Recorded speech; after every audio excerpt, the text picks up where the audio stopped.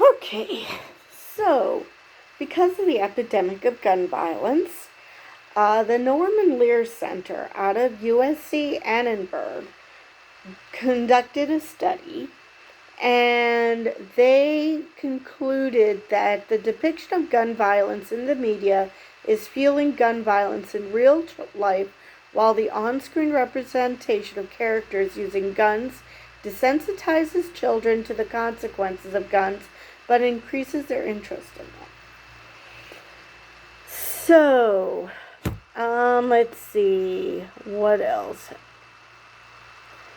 Norman Lear chimed in and said how guns are portrayed on screen should reflect the public health crisis we are in and help portray responsible gun ownership.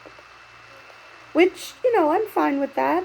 That works perfectly well for me. Um, there is a lot of irresponsible gun use in media. As long as that's the conclusion, I'm fine with that. I just don't want them to say, guns bad. Don't use. Let's not depict guns the way they tried to do with cigarettes, because reasons. Okay. So the article goes on. Issued on the eve of the first anniversary of the mass shooting at the Robb Elementary School in Uvalde, Texas, where 19 children and 2 adults were murdered by an assault rifle wielding 18-year-old, the report says America has more guns than people, more homicides, suicides, and unintentional deaths by firearms than any of its high income peer countries by orders of magnitude. The number one cause of death for children and teens in America is gun violence. So it makes sense that guns seems to be everywhere in our media too. From late night news to Saturday morning cartoons, cop shows to comedies, guns are ubiquitous on our screens. Now, as much as I'm like, okay, cool, let's be more responsible, on the other hand, I grew up with Looney Tunes. Never once did I want to drop an anvil on anyone's head. Never once did I want to hit someone over the head with a hammer. So there's more to it than just guns are in media. But anyway, according to the report titled Trigger Warning Gun Guidelines for the Media, 4,300 children died from firearms in 2020 alone, while 85% of children under 13 who are victims of gun homicide die in their home. An estimated 30 million children in the U.S. live in households with firearms, and 4.6 million live in a home with at least one loaded and unlocked gun. More than 349,000 students have experienced gun violence at school since Columbine, where 12 students and a teacher at Columbine High School in Littleton, Colorado were murdered in 1999. Now, like I said, things are a bit more complicated than that. But yeah, it always annoyed me how easy access the protagonist would have to a gun. It's like, oh, let's keep a gun under my pillow, or let's keep a loaded gun, mind you. Not just a gun, a loaded gun. Because you never see them loading the gun. You just see them grab and, oh, there's the bad guy, and shoot. And so, yeah, maybe, show that it's not that easy.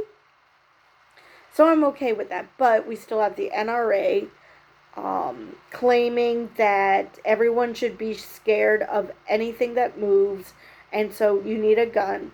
Hence, all those shooting deaths that were a result of mistakes, or people getting upset over the smallest shit, like kids playing hide and seek in their yard. So there's more to it than just guns and media. Though that is a factor. I will not say that it's not impossible. But all those countries that they mentioned that do not have gun violence, They have the same movies and other types of movies, TV shows, video games. They have the same type of entertainment that we have in this country. The difference is that they can't get a gun willy nilly. So, yes, you should depict more responsible gun ownership, but at the same time, maybe not give out guns like candy. That might work too. Okay. A study from 1992 found that the typical American child saw 40,000 simulated murders by age 18. And today, with the advent of cable, streaming, YouTube, and other social media platforms, the new Lear Center report says that it's likely that number has increased. Yeah, I've seen plenty of simulations in driver's ed of things that can go wrong and drunk driving and all that. Never once did I say, "Hey, cool, let me run someone over with my car."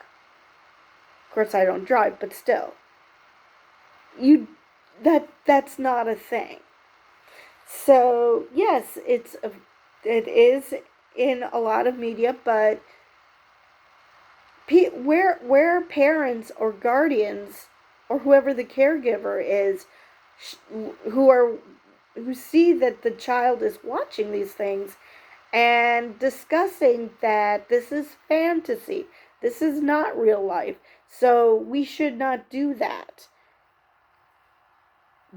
The fact that we have an epidemic of people who can't tell fantasy from reality is more of an issue than, well, we shouldn't portray guns in media because kids will follow suit. It's much more complicated than that. But yes, good gun ownership depictions in media would definitely be a start. Let's see here. The report, however, notes that film and television creators have the power to shape public perception, normalize habits, and even affect policy, which is why the way we talk about and depict guns and gun violence matters so much. Okay, I can't argue there. Like I said, it's always very annoying how people will just pull a gun out of any drawer or under their pillow or whatever, a loaded gun, and be ready to use it. And actually, I would see them with their finger on the frickin' trigger, which I'm not a gun user, and I even know that if you're not planning on shooting the gun, don't put your fucking finger on the trigger. You wait till you need to use the damn gun, and then because it could go off. Duh. Hell, I was watching a home improvement show, and the woman there was more responsible about her using her nail gun. I mean, it's the same thing. You don't want to accidentally shoot yourself. So don't point it at anyone you don't want to shoot, and don't keep your finger on the trigger. It's really that simple. All right, addressing the filmmaking community, it says, as a storyteller, you are in a unique position to change the narrative, reset the bar, and provide representation of safe, acceptable behavior when it comes to firearms. Your voice and talents are needed now more than ever. Your stories matter. This is probably why lately I've been into superhero movies. Not a gun in sight, really. Because even the people who aren't super powered, like Batman, he doesn't use a gun. Probably because his parents were killed with one, but, regardless. Alright, said Marty Kaplan, director of the Norman Lear Center. The Lear Center's message to the creative community in this report comes down to this. Treat guns in your stories as if they were real, because your audience does. and that is fine. And actually, based on what happened on the set of Rust, um, yeah, maybe that should be a thing because obviously somewhere along the line someone forgot that this is a real gun because and someone ended up dead. So, yeah. Yeah, don't have real guns on set and treat guns, like you should be treating guns because they're still weapons. Anyway, Kate Falb, director of the Lear Center's Hollywood Health and Society, which co-authored the report, said, "From designated driver to buckle up, we all know how Hollywood helped to make our roads safer by depicting responsible driving. Could there be a better moment than this one for the entertainment industry to get behind a similar effort for gun safety? Depict responsible gun ownership? TV shows are in a unique position to change the narrative, reset the bar, and provide representation of safe, responsible behavior when it comes to firearms." And actually, that works for cop shows too. I mean, how often do you see cops doing really freaking illegal stuff and they get away with it because that's the show? The cops are the good guys, so they can get away with anything. And there might be some pushback from the justice system, but not a lot. Same thing. People start thinking that cops can get away with a lot of frickin' shit that they really shouldn't be getting away with. Same thing with guns. Why not show people using guns responsibly, and people will realize that, okay, this is how a gun should be used, and not because I was mad that somebody stole my lunch money.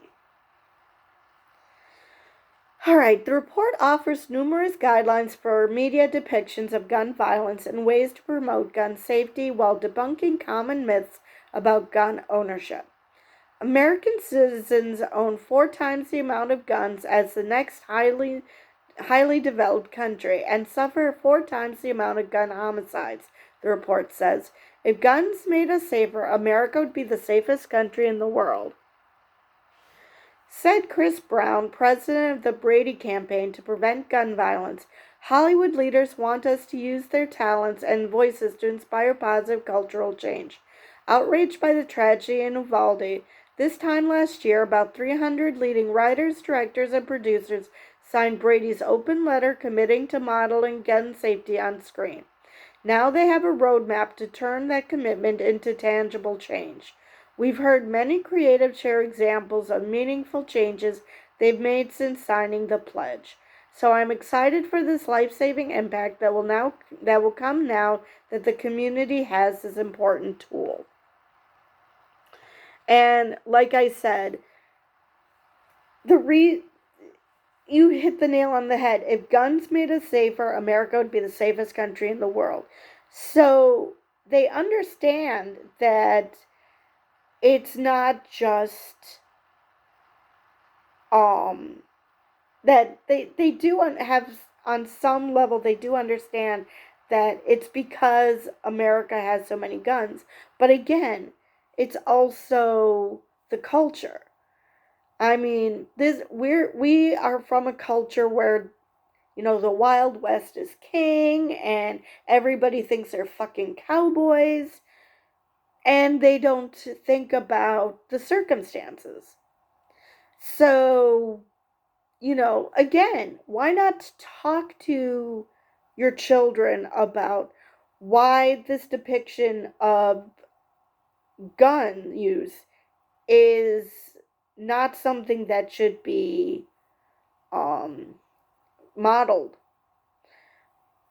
and as opposed to just saying guns bad, which many guns, nobody needs this many guns, this is true, but also we need to teach people, teach kids that just because you see a certain depiction of gun violence doesn't mean that you should emulate it.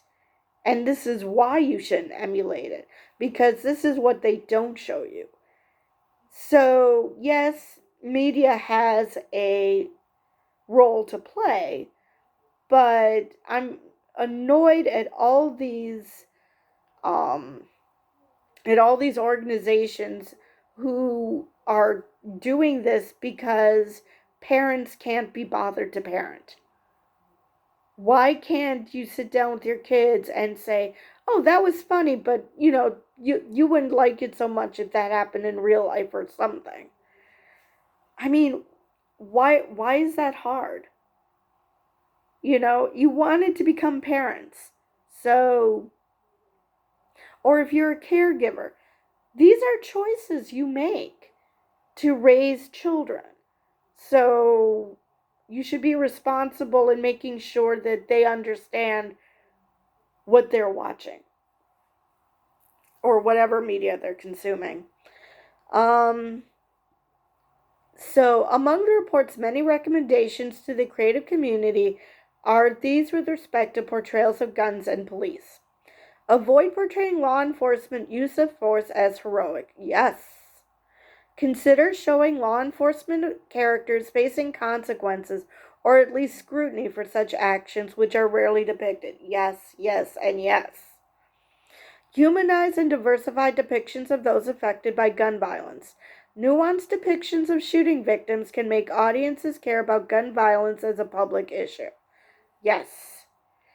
Yes. Usually, shooting victims are portrayed as, oh, they're just scumbags, so it's okay.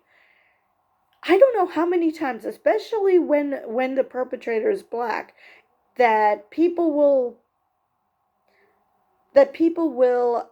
treat an officer executing that bad guy simply for being a bad guy and firing off their entire magazine into the body as perfectly fine because they were bad guys. No. I mean, the way TV has changed is that they've become more nuanced in so many ways. So why not be nuanced with guns? That it isn't good guy shoots bad guy dead, and good guy is hailed a hero because good guy killed bad guy. And there's zero nuance. Why not have nuance? I mean, what I don't understand why that shouldn't be a possibility, because people people learn, like cop shows. People learn a lot about law enforcement through cop shows. So if cops are being shown as, we can do whatever we want, we're above the law, we can do whatever we want to catch the criminal, whether the criminal is actually guilty, well, then people are going to be skewed about what cops do and what is acceptable. So we're cracking down on that. Why not crack down on this too? All right. Appeal to common values. Heavy handed stories can be alienating to gun owners who feel their freedoms are being threatened or their beliefs mocked. Instead of making gun owners the antagonist, appeal to the common values shared. And that is true. Ironically, a lot of these gun owners that they're depicting are probably Republicans, and they're the first to scream that liberals are snowflakes when they're the biggest fucking snowflakes ever. You cannot criticize them even in the least without them feeling like you're trying to destroy their way of life, because apparently their whole identity is wrapped up in a fucking gun.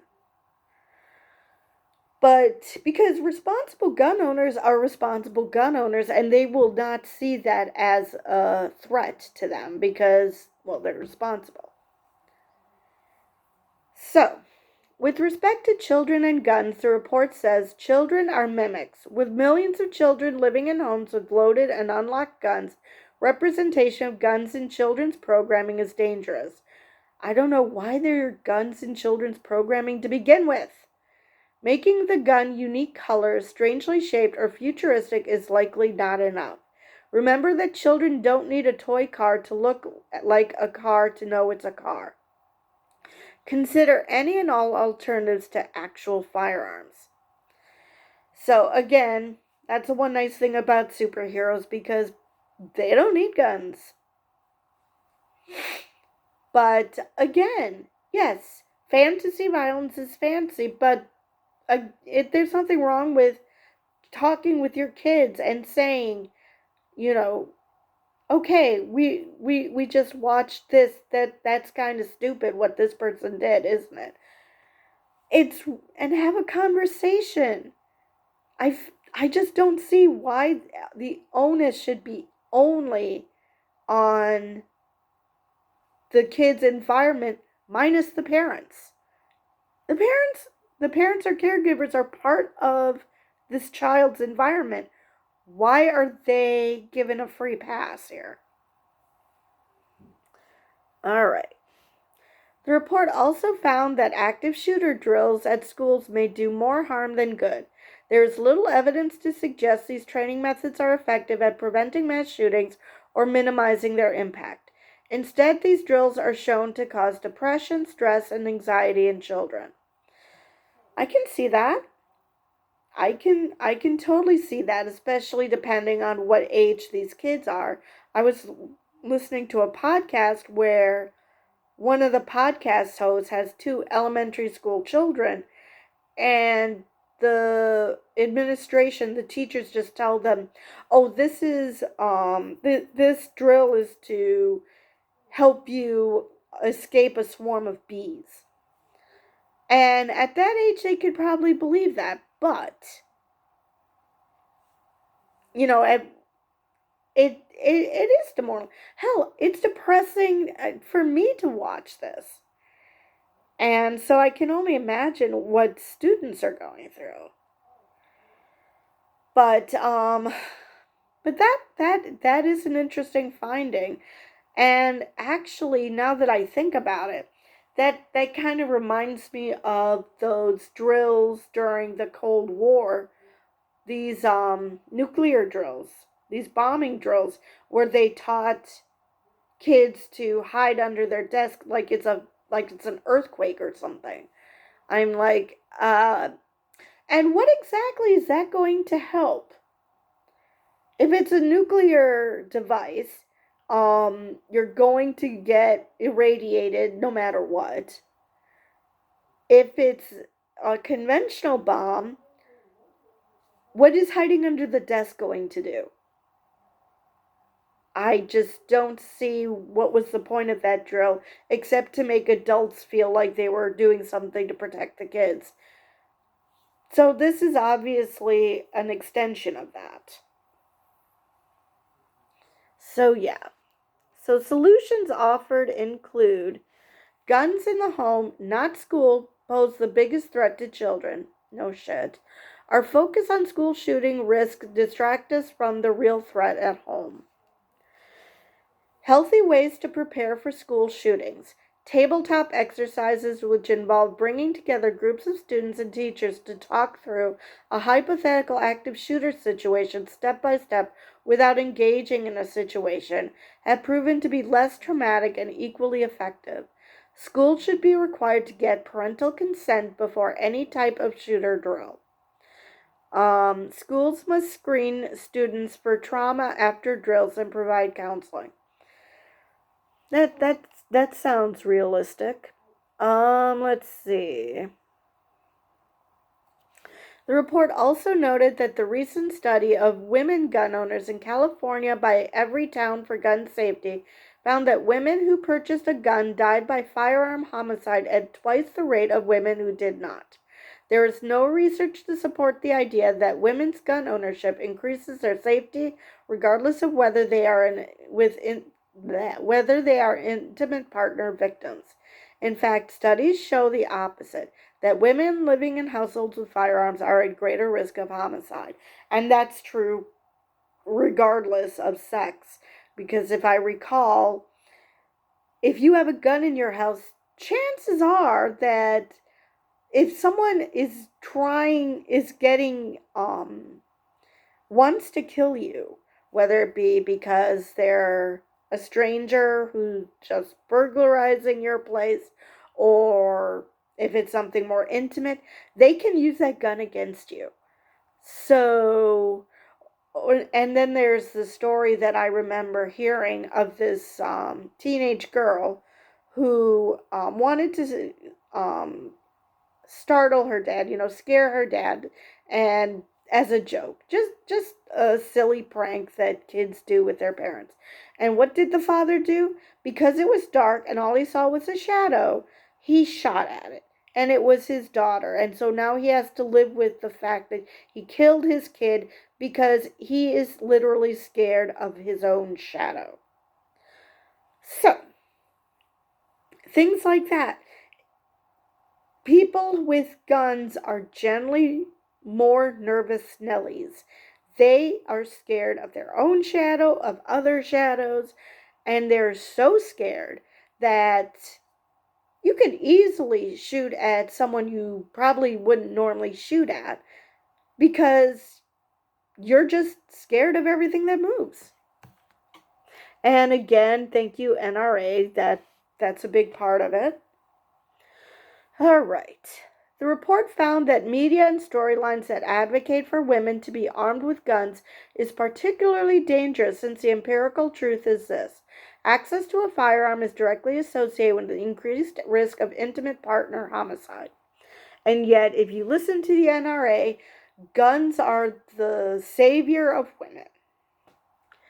All right. And with regards to TV news coverage of mass shootings, the report recommends minimizing naming and describing the individuals involved in mass shootings. Actually, I remember watching a episode of a TV show about this. It might have been NCIS, where the guy, the perpetrator, actually said that the reason he became a mass shooter or a serial killer, I can't remember which one it was because he wanted to become famous. Because that's what happens, like Ted Bundy or all the other serial killers. Yes, I'm blanking. They become famous. So he wanted to become famous, so they just came up with a reason why his name and face was being withheld on the news reports. So he couldn't get that fame he wanted. So, yeah. And a lot of people are upset that people know the name of shooters more than they know the name of victims. And that's not the case. Of course, now there's so many mass shootings that you can't keep them straight, so nobody's becoming famous because how can you remember all these names? Limiting sensationalism. Yes. Actually, that seems to be the trend in news, is to be as sensationalistic as possible. And then they'll give the report and you're like, something doesn't add up here. So, yeah. Yeah, that's also a good idea. Refusing to broadcast shooter statements or videos. That becomes harder when in the age of social media when they live stream the shit, but still a good idea. Again, about not giving the shooter any fame. Present the shooter's actions, preparation, planning, shooting, as cowardly and shameful, since associating observed behavior with punishment has been shown to decrease the likelihood of imitation. That is true. A lot of the mass shooters lately have been people who've been enamored with previous mass shooters. So, okay, yeah, that sounds right. Avoid in-depth descriptions of the shooter's rationale for engaging in the behavior. For example, stating that a shooter took revenge after years of bullying may portray a mass shooting as one possible response option for individuals experiencing bullying, and with similar backgrounds as the shooter. I don't know about that one because if you frame it in such a way that emphasizes that there was alternative ways for this person to have gotten help, then because to state that he was bullied, well, that was their rationale. Now I get it that they don't want to make the shooter out to be there's a fine line between being, you want the shooter to be sympathetic in the sense that you want people to understand that if your child is in these circumstances, you need to talk to them so they do not go down this road. But at the same time, I see what they're saying, that kids might think that this is a way out, and it's not. But yeah, I get it, but at the same time, you should also discuss that there are other options available, and the media could do that. To say, oh, this kid said he was bullied, but he never took advantage of this, and this. Or, yeah, he was bullied, but that's because, and he did this, but that's because nobody gave him the help he needed, even though he reached out. And then you can discuss what options are there. So there's a teachable moment here. So, yeah, you don't want to overstate things, but at the same time, you do want teachable moments. All right. Reduce overall duration of news coverage. An increase in imitation suicides has been linked to increased media coverage of a suicide event. The same may be true for imitation mass shootings. That that I that's a bit of a surprise to me, but I guess that makes sense that suicides might be seen as cool or something depending on how it's depicted. But again, it's all about the way it's depicted. This idea that it's a just dry, this is what happened, as opposed to giving, news coverage has gotten better. They mentioned there's a suicide hotline, or so they should do that for people who are bullied, or for people with mental health issues, that they should do that like they do for suicides. Make sure that people understand there is help, and these are the resources you can go to get that help, because you have to talk about it. But again, if you make it a teachable moment, limit the use of live press events immediately following a mass shooting. This would minimize the perceived reward and help decrease overall interest by not adding excitement to the event.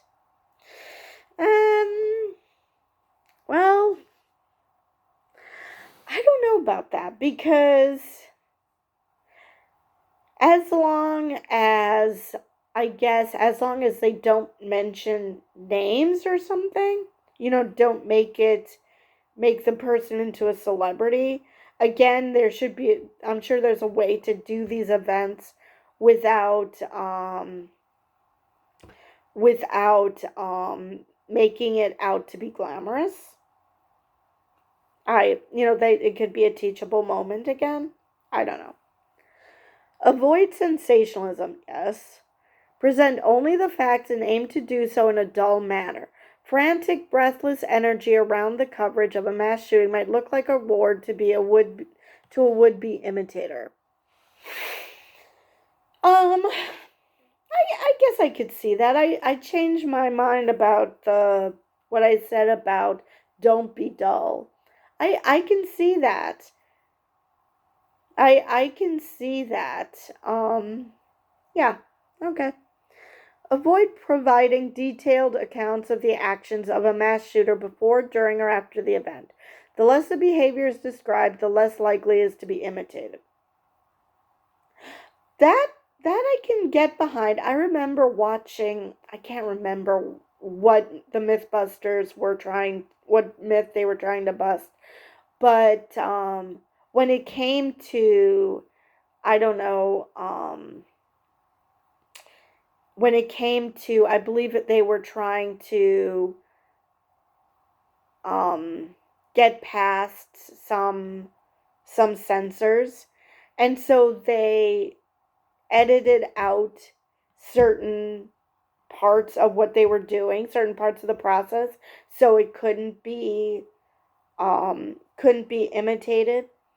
So they couldn't get into trouble for giving people an idea of how to get past security in certain places. So yeah, I can see that. Let's see. With respect to suicide by firearms, the report notes that suicide is contagious. Ugh. And that over 100 studies worldwide have found that risk of contagion is real and responsible reporting can reduce the risk of additional suicides.